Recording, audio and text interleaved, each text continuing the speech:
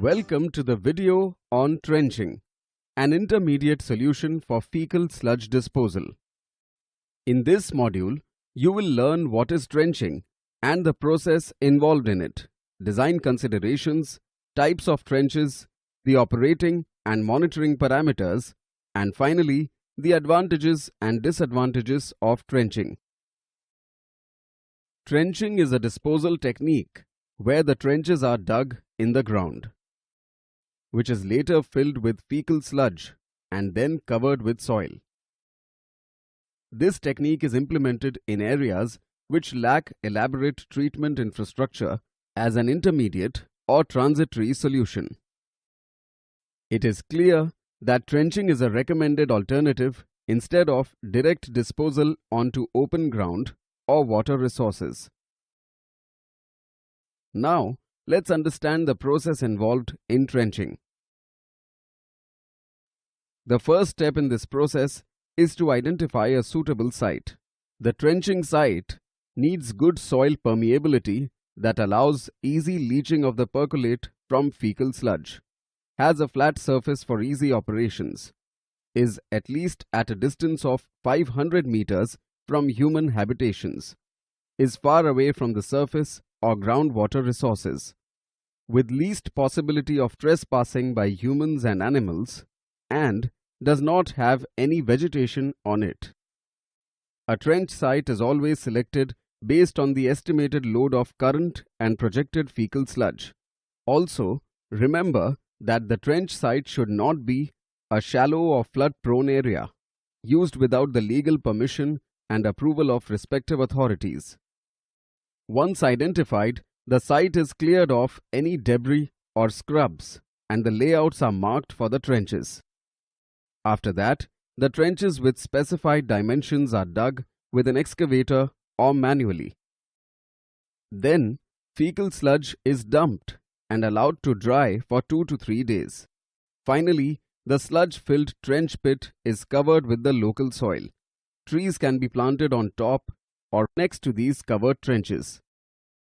So, what are the design considerations of trenching that we need to consider? Let's find out. Trench design depends on a number of factors such as soil type and quantum of sludge. The horizontal distance from the sides of the trench and water source should be 9 times the depth of the pit, or 45 feet, and the vertical distance between bottom of the trench and groundwater table must be 15 feet, or 3 times the depth of the pit. The access roads to the trenching site and inner road between the trenches should be designed properly for easy movement of trucks. The site is fenced to protect trenching area. Trees can be planted along the fence to reduce the odor and improve aesthetics of the site. Warning signage can be placed appropriately. Now, let's learn about different types of trenches. Trenches can be classified as 2 types based on their design and depth: shallow trenches and deep road trenches. As name suggests, shallow trench is dug at lower depth. They are recommended in the places where there is availability of land, unavailability of mechanical excavating infrastructure, and higher water table. This can be implemented in peri-urban and even denser areas if adequate space is available. As you can see, the shallow trench requires careful design. The top width and bottom width of the shallow trench must be 0.3 meters, while the height or depth of the trench must be 0.4 meters. The distance between the 2 trenches should be 3.5 meters. The length of the trench must be 10 meters. The trench pit can be covered with local soil. On top of the soil cover, high nitrogen demand saplings can be planted.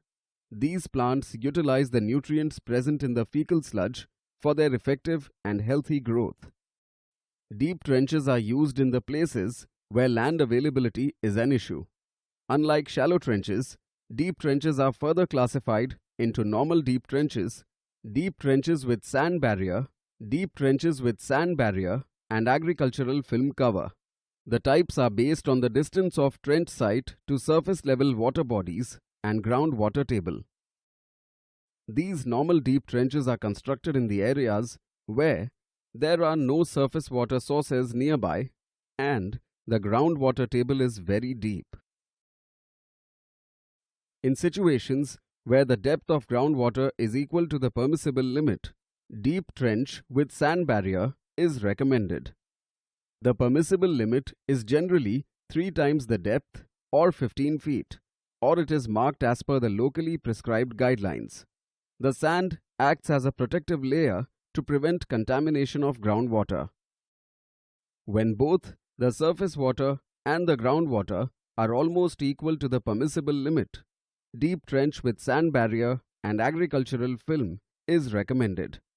To prevent contamination due to leaching, there is a sand layer at the bottom of the trench, while agri-film covers all the sides.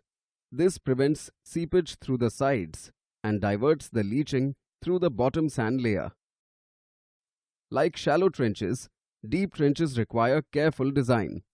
The horizontal top width of trench must be at least 5.5 meters. The horizontal bottom width must be at least 1.5 meters, and the width of the trenches should be at least 3.5 meters.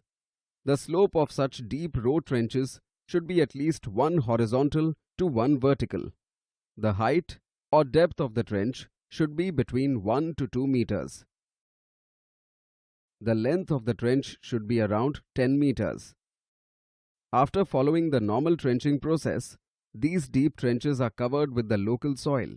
Once it is covered by the soil, the buried sludge is left for at least 2 years for complete decomposition.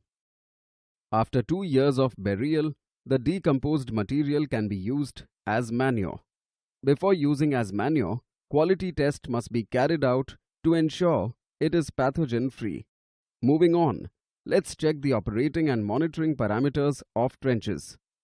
Here are a few points that you need to remember while operating and maintaining trenches. Primarily, ensure that only fecal sludge from households is disposed into trenches, and no industrial, commercial, or toxic sludges are disposed. Next, let us understand the responsibility of trench facility operator. Every operator needs to refer to the operational manual to dispose the sludge as per design requirement. Follow standard operating procedures. Maintain log and records such as date or time of collection and disposal. Monitor the weather so that the sludge deposition is avoided during the rainy season. During rainy season, the leaching effect may be low. The frequency of dumping in the same trench can be lowered down. Use more than one pit during rainy season. The final operating parameter is safety. Safety is a major issue in fecal sludge disposal. All personnel should use adequate and proper safety gears and must undergo regular health checkup. During the monitoring phase of the trenching sites, the soil samples around the trenching site are tested each year to prevent contamination. Also, test boreholes are installed 100 to 150 feet away from the trenching site to collect and test the water samples to make sure there is no contamination. Like other fecal sludge treating techniques, trenching has its own advantages and disadvantages. Let's take a look. Trenches are easy to construct and are inexpensive. Planted trees over trench sites increase green cover while contributing to restoring the balance of carbon sinks. It also provides economic benefits from the produce and controls soil erosion. The sludge treatment technique also has its disadvantages. It requires a lot of land area, which is limited in towns and cities, and leaching from the trenches can pollute the groundwater and the surface water bodies when they are close by. Adequately planned, designed, operated, and monitored trenches produce no visible nuisance or bad odor. These components covered in the video can equip us with the knowledge required to implement trenching as an intermediate solution for fecal sludge management in India.